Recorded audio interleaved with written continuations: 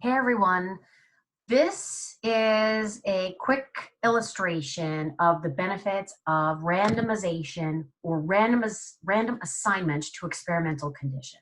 So we had talked about how correlation does not equal causality. And so if we do large scale surveys, we've never been able to rule out the possibility that there might be third variables that are actually causing both X and Y. The other problem with surveys, right, is that you don't have time order. You don't know which came first, the thing you think is the outcome or the thing you think is the cause of the outcome. So experiments solve this problem, but not every experiment solves this problem. So I'm going to talk to you and show you some information to help make clear how this works. So here we're going to do this. Okay. Imagine for a moment, oh, here we go. There we go. Imagine for a moment that you decide you're going to do an experiment, but instead of randomly assigning people to condition, here, I'll put my face over here so you can see I'm looking over here, whatever.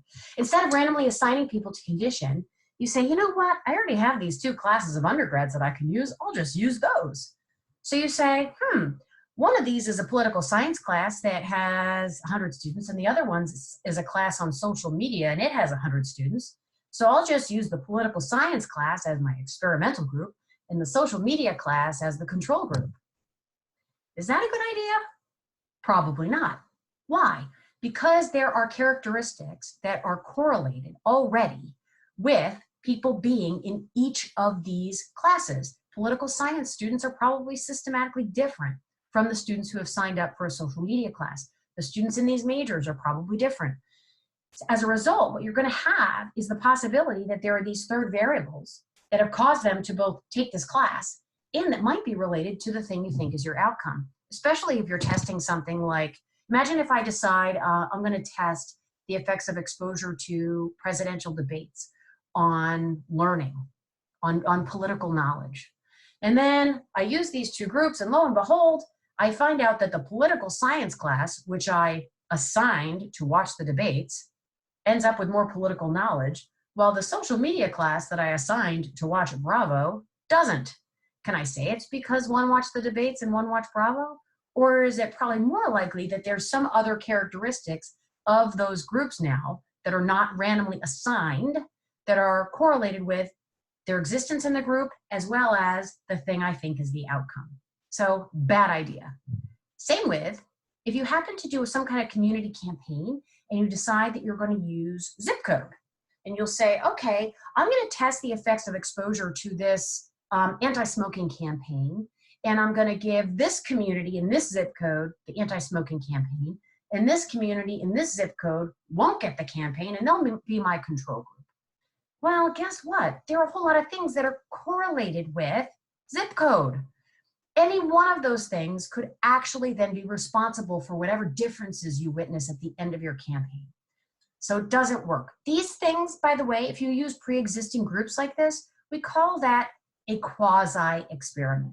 Because yeah, you are manipulating the X variable, which is a step in the right direction, but you haven't done it in a way that is completely random. You haven't ruled out all of your third variables. So this is why we did the survey that I sent out, where all of you were supposed to have flipped a coin to have either landed on heads or tails, and then you reported, that's my dog, who's barking probably at a dog or a baby. So you did the survey, you flipped a coin, and then you reported in the survey if you got either heads or tails. And then I asked you all these really random bonkers questions, and you were like, why am I answering these questions? Well, you're answering these questions because I'm going to reveal to you exactly how randomization, random assignment to experimental condition gets rid of all the third variables, okay? So let's do this. First, here's what I'm going to show you. Here is your, let me just make sure this is right here. Here is this right? Yes, oh good, okay, it's right. I got scared. I restarted my computer. I got scared that I lost a file. Ah, okay. So Here, it starts out a little bit weird, okay, folks? And a little bit weird because of this. Because the results of the survey show that of the 123 of you who responded to the survey out of the 200 students in the class, it's fine. And things have been crazy. I'm thankful anyone did it. Okay. So of the 123 of you who completed the survey, there were 73 of you who said that you got heads and 50 of you who said you got tails. So this distribution is not what we think. It's actually, so it's like 59.3% heads, 40.65% tails. Not great. I actually bet that what happened was some of you didn't have a coin and you were just like, I'm just going to click whichever one comes first, and you clicked heads. I get it. Fortunately, it works anyway, and I'm going to show you why. I'm going to show you that all of the other characteristics and opinion questions and things that I gave you in the survey are actually equally distributed across both groups. It's amazing. It's like my magic trick. Bear with me. First, gender identity. Notice what I am reporting in these groups are the percentage of people who flipped heads and the percentage of people who flipped tails who report identifying as either male or female. These percentages are actually here, you can see. So this is pretty amazing, right? We have in the heads group 22% reporting a male gender identity, 24% in the tails group, pretty similar. And this is just the tip of the iceberg, okay? So this, pretty equal. That means that there's almost the same proportion of males in the heads group as in the tails group. You know why? Because it's random. It's random. Next up, I asked, are you an only child? Oh, look at this. Does it work? Yes, it does. You know why? Look at this. Check this out. Even something as rare as being an only child. The blue are those students who reported not being an only child. The orange is those who reported being an only child. And what do you see? You see that in both groups, it's like between 16 and 18% who reported being an only child. You know why it's so similar? Because it's random. Random, random, random. Love it. Next up, twins. I asked, how many of you are twins? So this doesn't always work. But guess what? It worked. You know what? Oh, wait, that's not the right thing. Guess what? You know why it worked? Because it's random. There are 4 people in our class who report being twins, at least of those who responded to the survey. 2 of them are in one group. 2 of them are in the other group, which means that in one group it's 2.7% twins, and the other group it's 4% twins. Not that different. These numbers are bonkers. The next one is really silly. It's, do you have glasses on your face or on your head, right? Thinking, could it be, does this even work for those characteristics that are not like innate characteristics, but are behavioral or temporary or situational characteristics? Yes, it does, because it's random. Glasses, who's wearing glasses? By the way, I started to get really excited, and so I created backgrounds for my chart that have funny things on them to amuse you. So notice here, the people who report not wearing glasses, they have smiley faces with no glasses on. And in the heads group, that constitutes almost 77%. In the tails group, we're looking at 78%. And look at, it's glasses. These are glasses. It's funny. And we're looking at 20.5% and 22% in the tails group. Very similar. Why? Because it's random. And now, what actually relates to media effects research. Remember, the problem with media effects research is that if we're looking at the correlation between exposure to some media content and something we think is an outcome, it's very likely that all kinds of demographic and psychological and personality and interest variables are actually causing people to seek out the media that they're consuming. What that means is you have a major third variable problem, because all these underlying factors, this baggage, as I describe it, is causing people to selectively expose themselves to certain content, and that same baggage is probably causing all kinds of things that we might think are the outcomes, but actually aren't.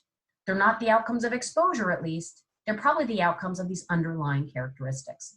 So how do we do this? Well, first I asked you, if you had to choose right now between watching House Hunters on HGTV or watching a romantic comedy, which would you choose right now? And it looks like romantic comedy wins out. 67% in the heads group and 72% of the tails group said you would rather watch a romantic comedy than House Hunters. But again, these distributions across each group are very, very similar. Not identical, but similar. Why? Because it's random. Good. And finally, I had another selective exposure example, right? We're trying to rule out selective exposure by randomizing people to condition. Self-selection in reading materials. I said, if you had to choose right now, would you choose to read the New York Times or People magazine? Well, sorry, New York Times, but my students would rather read People magazine. It looks like in the heads group, we're talking about 65.7% who would rather read People. And in the tails group, we're looking at 64% who would rather read People magazine. What does this mean? It means that if I were to do an experiment in this class, and I used a coin flip to randomly assign people to experimental condition, I would know that all of the underlying traits and behaviors and personality characteristics and demographics and anything are randomly distributed across both groups. What that means is that when I decide to say, okay, you are my experimental group, and you're gonna play violent video games for a week, and you are my control group, and you are gonna watch travel videos for a week. And then at the end of that week, I do some kind of measure of aggressive attitudes or behaviors. I can know for sure that those outcomes that I'm looking at are due to the exposure that I have assigned these people to engage in. And it's not about these underlying psychological personality demographic characteristics that have caused them to seek out this content, because they didn't get to seek it out. I randomly assign them to do it through manipulation, right? That is the gift of experiments in media effects research. And the reason that we use random assignment is to eliminate the problem of third variables. Thank you for coming to my SCHMED talk. Now, if I could figure out how to close this down, we'd all be the better for it. Yeah. Okay. Up next, we will be talking about the history of media effects research. Ciao.